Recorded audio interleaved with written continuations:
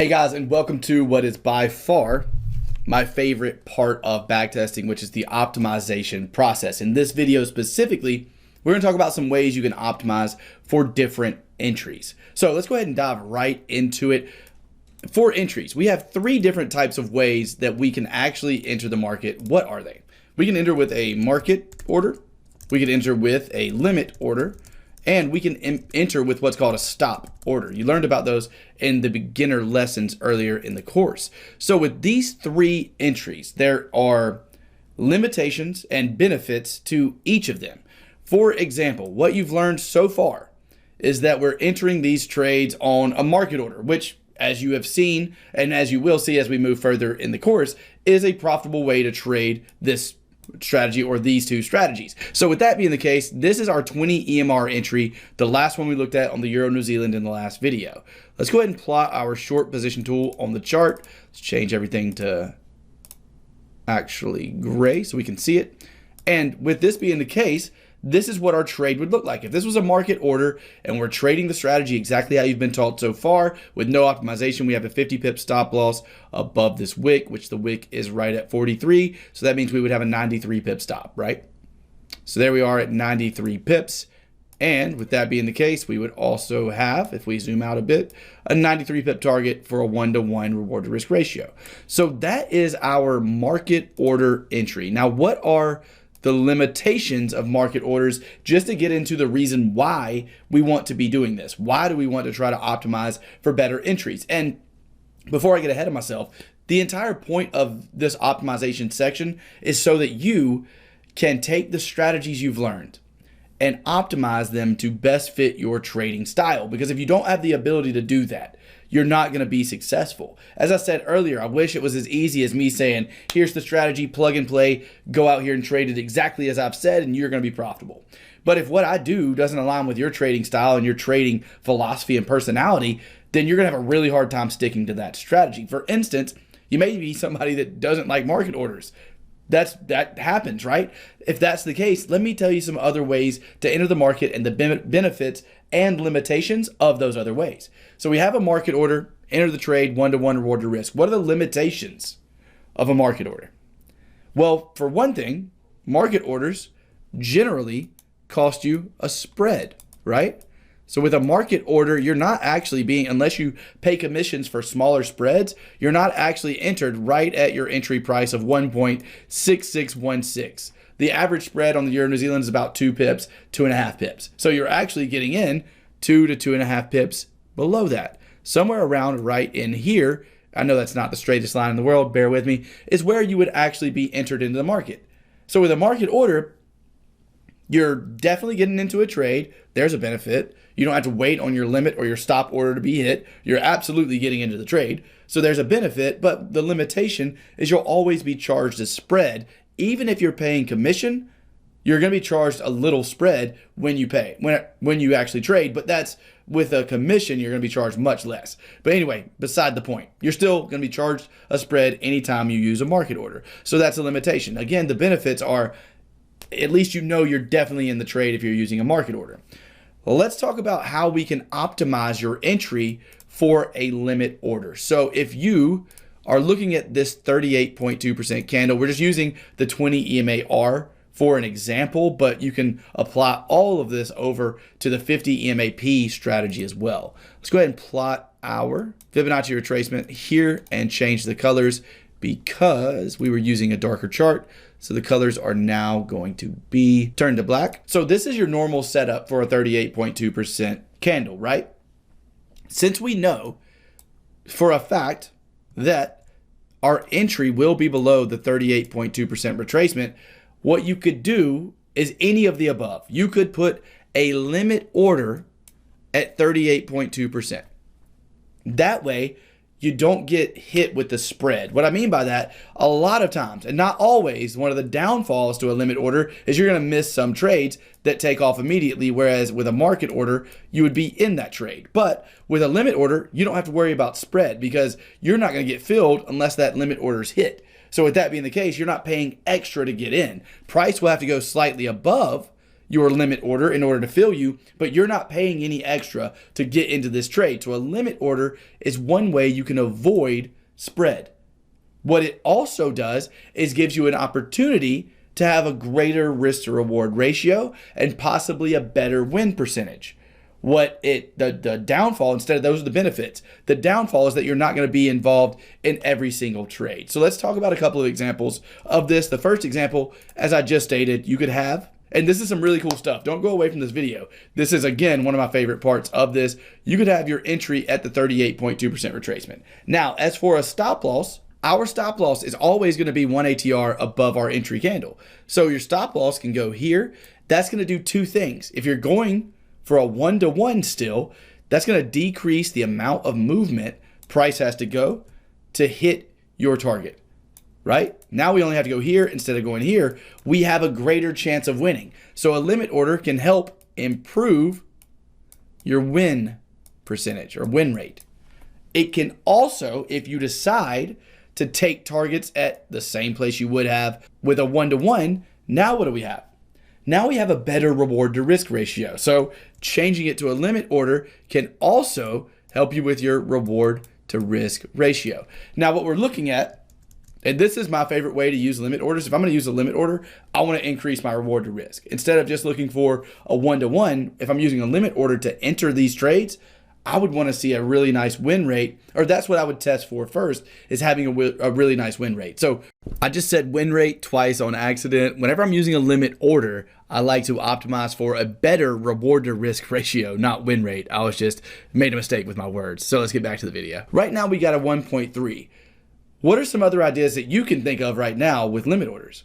Well, what if instead of a 38.2% retracement, we looked at the 50% retracement for entry? So now we have, and let me actually change that to black so you can see it. Now we have a situation where our entry's actually up here. And same thing, our stop loss could still be right at the same place, and we could have our target at the same place. A 1-to-1 would have happened with a market order. So now we're getting about a 1.5-to-1 reward to risk ratio.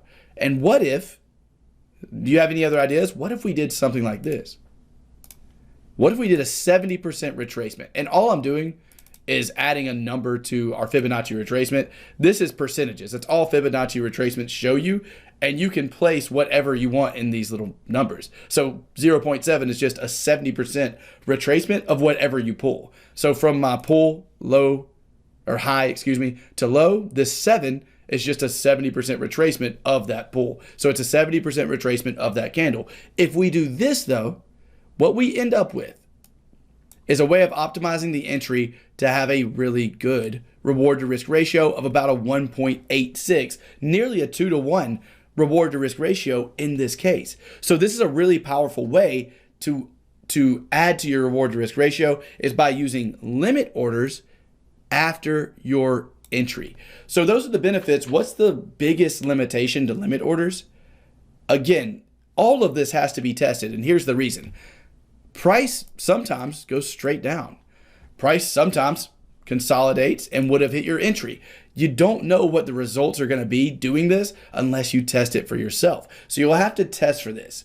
But the limitation being for a limit order, if price pushes up but doesn't push up enough to hit your order, you're obviously going to miss out on a lot of trades, where with a market order, you missed out on 0 trades. That was one of the biggest benefits of a market order. With a limit order, you may miss out on trades, but you may be able to get a much better reward to risk ratio or even win rate depending on what you do with your targets. Like if you waited on a 70% retracement and you had 1-to-1 targets still, your win rate would probably go up pretty dramatically. So these are some of the things I want you to be thinking about and ask yourself, which do you prefer as a trader, as your trading style? And if you're brand new, it'll come to you as you gain experience. Would you rather have a higher win rate or a higher reward to risk ratio? And with this, remember, the other thing we have to consider when optimizing strategies is our number of trades. By far, your number of trades will be the most by using market orders. Your number of trades is going to go down if you use limit orders. The reason is you're going to miss trades that just take off and don't pull back to your entry. So your number of trades is definitely dropping with limit and stop orders. Again, I hope you're getting the point that nothing is perfect. There is no right or wrong. There's no perfect way to enter this. Each of them come with their own benefits and drawbacks. So we've talked about limit orders now. This is something that I'm actually about to test, is pullbacks 70%. Right now, I wanted to show you that it's profitable using market orders with a 1-to-1 reward to risk ratio. Throughout this optimization process, I'm going to give you a ton of ideas, and it's your job to pick the ones you feel like fit your trading style best. Okay? So we've talked about limit orders. Now, let's move into stop orders. Limit orders look something like this. Awesome. I'm not going to change the color. You can see the outline, so hopefully that makes sense. And let's actually put a different color line here on our limit order. Let's go with orange. Why not? So our limit order is orange. You can barely see that. Let's go with dark blue. Our limit order is blue, not orange. So there we have our limit order. Now for a stop order, what are the benefits of a stop order? Well, let me explain in case you missed out on the earlier videos. A stop order is when you place an order, in the case of a bearish trade, below price. So what we're doing is placing an order below price. And what we're actually going to do is go 3 pips below the entry candle. So this, I'll color it red to keep everybody from getting confused, is where our stop order would be. You can probably already see benefits and drawbacks of this, right? I'll go ahead and talk about them though anyway. So in this case, we're going to have every winning trade is definitely going to be entered, right? You're definitely going to enter every winning trade. But what's the drawbacks? Well, the drawbacks are you may not win that trade. Why? Because you're actually entering lower. Your stop still has to be 1 ATR above that entry candle. And your target still at least needs to be a 1-to-1 reward to risk ratio.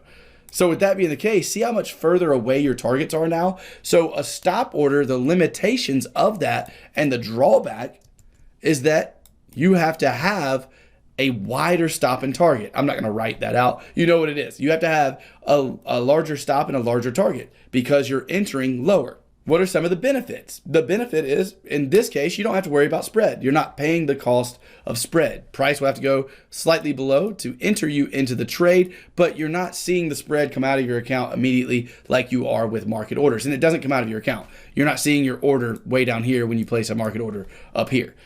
And with a stop as well, what are you missing out on? Well, you're missing out on the losing trades that immediately go against you. If this would have been a losing trade, immediately went against me and hit the stop loss, then my my sell stop, don't let that confuse you. This is a sell stop because we're below price and we're selling below price. So your sell stop order, if price does this, immediately will not be triggered. So you're missing out on losing trades. So a stop order deletes the problem of spread, blah, blah, blah, and also keeps you from losing some trades. So your win rate could go up, could go down. Now, stop orders, specifically for me, they do not fit with my trading style at all. I feel like they skew the reward to risk possibilities way too much. So I don't personally use stop orders for any of my strategies, but I did want to throw this in here as an idea for you because it's something that may align with your trading style better than it does mine. You may love the idea of using stop orders and you may realize that a lot of times you see price push up immediately from your entry and hit your stop loss, and you want to be rid of all those losses. If that's the case, a sell stop order in these situations would be a good idea for you. So here are the 3 different ways that you can optimize for an entry. You can either do just a market order, or you can set yourself up with a limit order. My personal favorites are market and limit orders. I'm sure you get that idea now since we've been through this. But your market order, you're going to have to deal with spread. That's your downfall. But at least you're going to be in every single trade. You know that because you're literally clicking the buy or sell button. So market orders, you're in every trade, but you worry about spread. Limit orders, you can get higher reward to risk ratios. You could possibly increase win percentage depending on the results.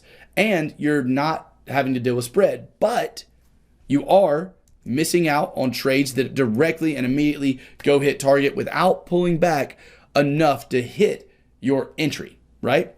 And the higher your entry, by the way, if you're set at 70 with your entry, that's going to be hit less than if you're set at 38.2 with your entry. So these are all things you have to consider. Now, outside of market and limit orders, again, stop orders go below current price. With that being the case, you're going to miss out on some of the losing trades that go against you immediately, or push down just a little but don't hit your order and then go stop out. You wouldn't be stopped out of those because you never entered the trade, but you do have to enter at a lower spot, which can decrease your reward to risk possibilities and possibly increase, possibly decrease your win percentage. I've literally never even tested stop orders. I just don't agree with them. So I have no idea how that performs. But again, wanted to throw that in there. And that is how we can optimize for different ways to enter on these trades. Another reason you may want to do limit orders is if you're someone who can't be beside your computer all the time, and then let's say you see this trade, but you see it an hour afterwards and price is like right here. Well, you could either enter on a market order right there, or you could say, okay, well, I usually enter on limit orders anyway. Long story short, limit orders are normally better for people that have a really rough schedule. For people that are just trying to schedule trading in with their normal 9 to 5, their normal obligations, limit orders are best for those people because you don't have to be sitting at your computer for this order to actually be hit. You will have to see this candle, but you don't have to be sitting beside your computer for this order to be hit, which is a good thing for someone that has some type of prior obligation. So that's limit orders and market orders. Again, my two favorites. This is how you would optimize for different entries for the 20 EMA-R and for the 50 EMA-P strategy. Now, the only issue with the 50 EMA-P, let's say this was, and it might be, a 50 EMA-P entry. So right here, we have a valid 50 EMA-P entry. Now, in this case, actually, you could go with a 50% or a 38.2%, but sometimes on engulfing candles, long story short here, sometimes engulfing candles will have a really long wick to the bottom side, and the close of the candle might be above the 50% retracement. So you have to make up rules as you go, and these are going to be scenarios that you're going to run into, but just make up a rule and you can say when the close of the candle is above my 50% retracement, I use a 75% retracement limit order. You could do something like that and have just rules in place to tell yourself what to do in those specific scenarios. So that's kind of how you go about optimizing for entries. I've drugged this one on long enough. In the next video, we're going to talk about how to optimize for targets outside of different entries. Again, I'm going to ramble about these because optimizing is by far my favorite part of backtesting. So let me go ahead and end this video here. I'll talk to you guys in the next one where we'll go over how to optimize for stop and target placement. See you guys there.